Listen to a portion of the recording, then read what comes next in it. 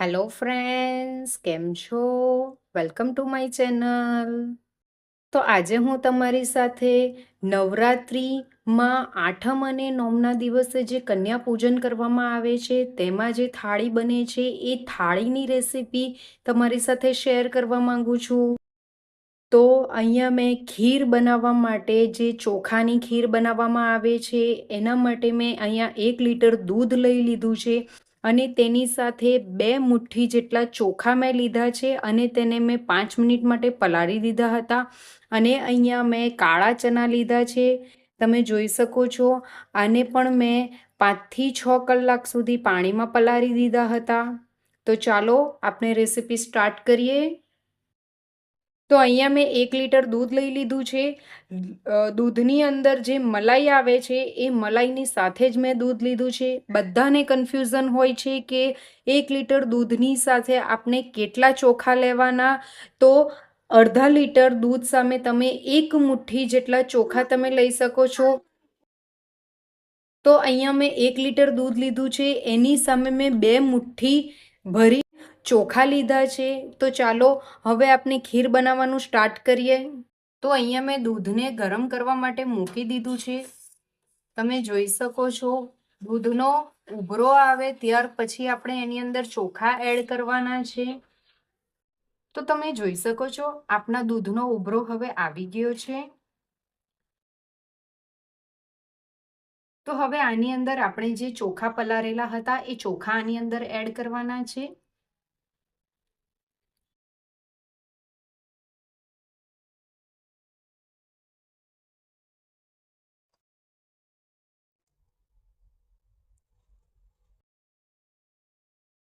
ચોખા જેવા આપણે નાખીએ છીએ તેવું તરત જ આપણે તેને હલાવી દેવાનું, કેમ કે ચોખા તરત જ નીચે બેસી જાય છે. તો આને આ રીતે હલાવતા રહેવું. ખીરને આ રીતે આપણે વચ્ચે વચ્ચે હલાવતા રહેવાનું છે. તમે જોઈ શકો છો એટલીસ્ટ 5 મિનિટ સુધી આ રીતે ચોખાને ચડવા દેવાના છે. 7 મિનિટ જેવું થઈ ગયું છે. તો તમે જોઈ શકો છો કે આપના ચોખા હવે પલળી ગયા છે. તમને બતાવો,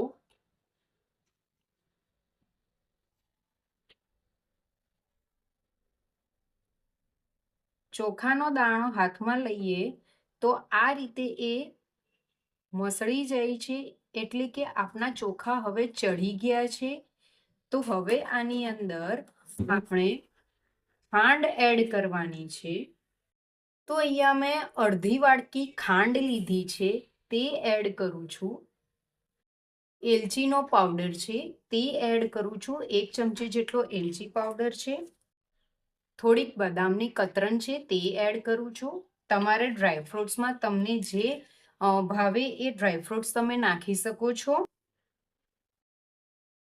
હવે આપણી ખીરને વધારે ક્રીમી બનાવવા માટે અને થોડી ઘટ બનાવવા માટે અહીંયા મેં આ રીતનું દૂધના પાવડરનું પેકેટ લીધું છે, જે ઇઝીલી તમને અવેલેબલ ગમે તે બી શોપમાંથી મળી શકે છે. તો આ રીતનો મેં પાવડર એક નાનું પેકેટ લીધું છે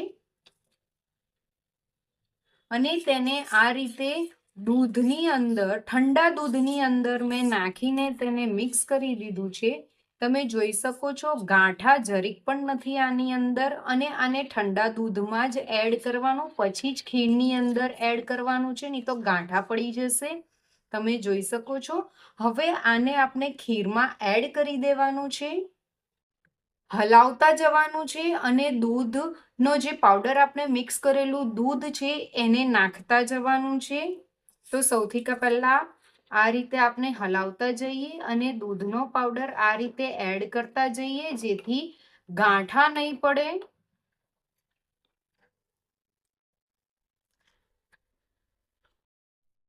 દૂધનો પાવડર એડ કરવાથી આપણે દૂધ વધારે ઉકાળવું નથી પડતું અને દૂધ ઘટ પણ થઈ જાય છે અને ખીર ખૂબ જ ક્રીમી એવી બનીને રેડી થાય છે. એટલે દૂધનો પાવડર મેં એડ કર્યો છે. તમે સ્કીપ પણ કરી શકો છો. આને હજી 2 થી 3 મિનિટ સુધી આ રીતે જ હલાવતા રહેવાનું છે, જેથી આપની બધી ખાંડ ઓગળી જશે। 3 મિનિટ પછી તમે જોઈ શકો છો કે આપની ખીર પહેલા કરતાં કેટલી ઘટ થઈ ગઈ છે અને તમે જોઈ શકો છો આ જે કરછી છે તેની પાછળ આ રીતે દૂધની પરત થાય છે। તેનો મતલબ એવો છે કે આપની ખીર હવે ઘટ પણ થઈ ગઈ છે અને રેડી થઈ ગઈ છે। તમે જોઈ શકો છો હજી આ ખીર ઠંડી પડશે એટલે વધારે ઘટ થશે, એટલે હું અહીંયા હવે ગેસ બંધ કરી દઉં છું। આપની ખીર રેડી છે।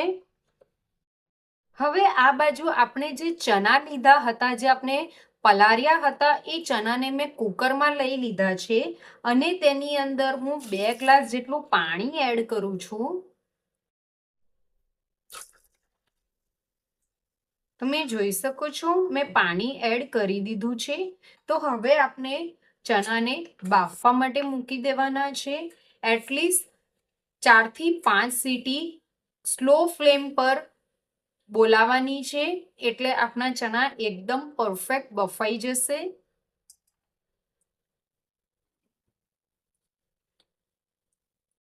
જ્યાર સુધી આપણા ચના બફાય છે ત્યાર સુધી આપણે પૂરીનો લોટ બાંધીને રેડી કરી દઈએ।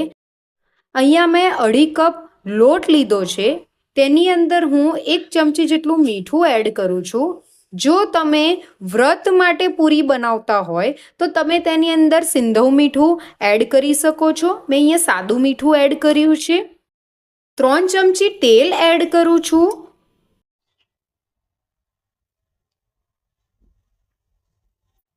હવે આ બધાને આપણે બરાબર મિક્સ કરી દેવાનું છે। પૂરીનો લોટ વધારે કઠણ કે વધારે નરમ નથી હોતો, એ રીતનો આપણે લોટ બાંધીને રેડી કરવાનો છે। હવે આપણે આની અંદર ધીમે ધીમે પાણી એડ કરવાનું છે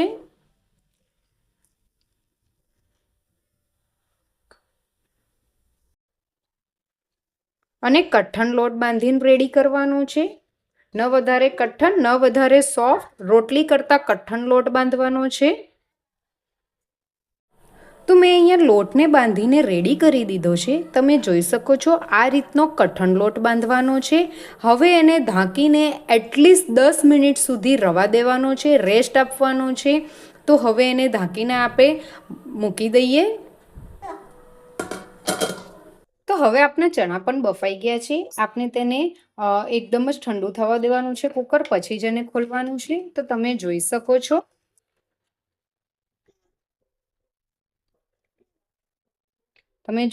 છો આપણા ચના બફાઈ ગયા છે। તો હવે આપણે ચણાનું શાક બનાવવાનું સ્ટાર્ટ કરીએ।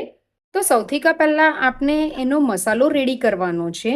તો અહીંયા મેં 1 ચમચી જેટલું કાશ્મીરી મરચું લીધું છે, 1/2 ચમચી તીખું લાલ મરચું લીધું છે, 1/2 ચમચી હળદર લીધી છે, 2 ચમચી ધાણા જીરું પાવડર લીધું છે। હવે આ બધા મસાલાને આપણે મિક્સ કરી દેવાના છે અને તેની અંદર પાણી એડ કરવાનું છે।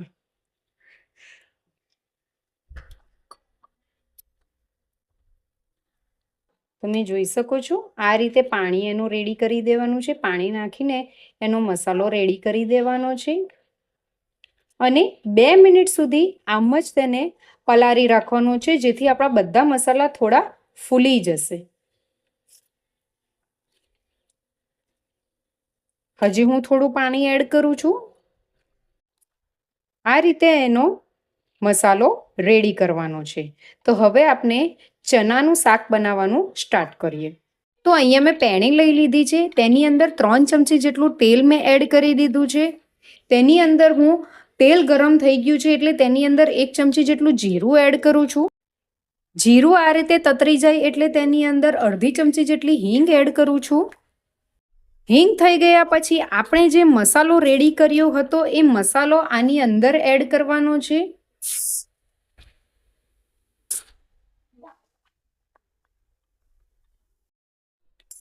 સ્લો ફ્લેમ પર જ આ રીતે મસાલાને થવા દેવાના છે।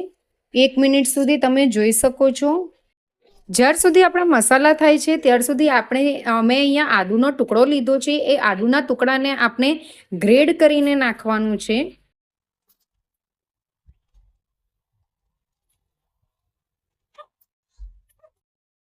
અને તેને મસાલા સાથે મિક્સ કરી દેવાનું છે. હવે તમે જોઈ શકો છો આપણા મસાલામાંથી સાઈડ પરથી તેલ છૂટું પડવા માંડ્યું છે. તો હવે આપણે તેની અંદર જે ચણા બાફેલા હતા એ ચણા આની અંદર એડ કરવાના છે. ચણા એડ કરતાં પહેલાં આની અંદર હું 1 ચમચી જેટલું મીઠું એડ કરું છું અને તેને મિક્સ કરી દઉં છું. પાણી નિતારીને એની અંદર ચણા એડ કરવાના છે.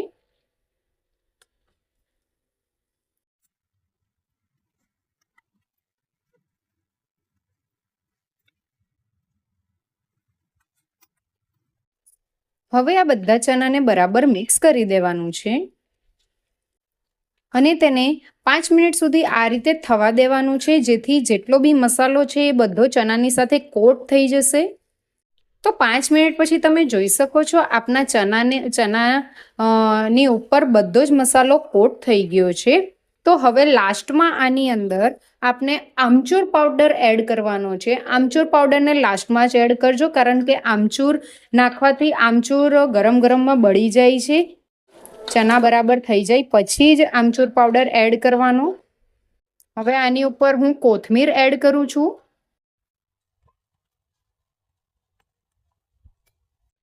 કેટલો સરસ એનો કલર આવ્યો છે અને કેટલા સુપર્બ આપણા ચણા દેખાઈ રહ્યા છે. તમે જોઈ શકો છો. તો હવે આપનું શાક પણ રેડી થઈ ગયું છે. તો હવે આપણે પૂરી બનાવવાનું સ્ટાર્ટ કરીએ. તો આપણે લોટને ખોલીને જોઈએ તો આપનો લોટ પહેલાં કરતાં સેટ થઈ ગયો છે અને સ્મૂથ પણ થઈ ગયો છે. તો આપણે તેને 2 મિનિટ માટે મસળી લઈએ. તેની અંદર હું 1 ચમચી જેટલું તેલ એડ કરું છું.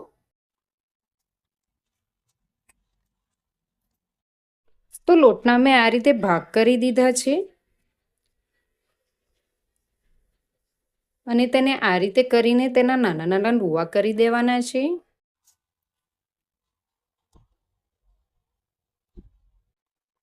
આ જ રીતે હું બધા જ લુવા કરી દઈશ. તો તમે જોઈ શકો છો પૂરી માટે મેં બધા લોટના લોયા કરી દીધા છે આ રીતે. તો હવે આપણે પૂરી વણવાનું સ્ટાર્ટ કરીએ. તો અહીંયા મેં એક પાટલો લઈ લીધો છે. તેની ઉપર થોડુંક તેલ લગાવું છું, જેથી આપનો લોટ ચોંટે નહીં. હવે મેં એક લોયો લઈ લીધો છે.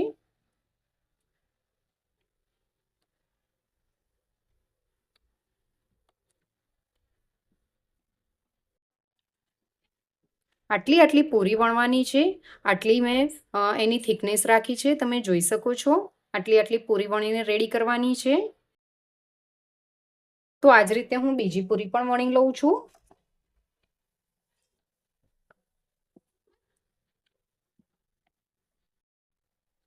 તમે જોઈ શકો છો આ જ રીતે હું બધી પૂરી વણીને રેડી કરી દઈશ.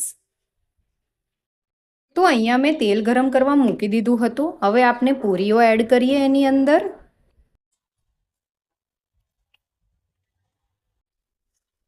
તો તમે જોઈ શકો છો પૂરી કેટલી મસ્ત રીતે ફૂલે છે. પૂરીઓને ફાસ્ટ ફ્લેમ પર જ તળવાની. તો હું પૂરી હવે કાઢી લઉં છું. તો આ જ રીતે હું બીજી પૂરી પણ આની અંદર એડ કરું છું.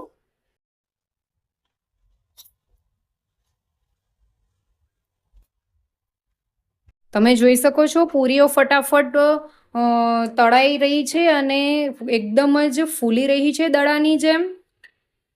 આ જ રીતે બધી જ પૂરીઓ હું તળીને રેડી કરી દઈશ. તો તમે જોઈ શકો છો મેં બધી પૂરીઓ તળીને રેડી કરી દીધી છે. હવે આપણે વ્રતની થાળી રેડી કરીએ. તો મેં અહીંયા એક થાળી લઈ લીધી. ચણાનું શાક મેં એક વાડકીમાં કાઢ્યું છે. ખીર મેં એક વાડકીમાં કાઢી છે.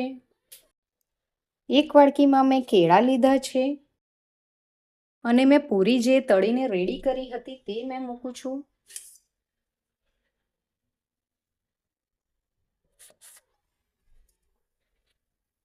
તો તમે જોઈ શકો છો આપની વ્રતની થાળી રેડી છે.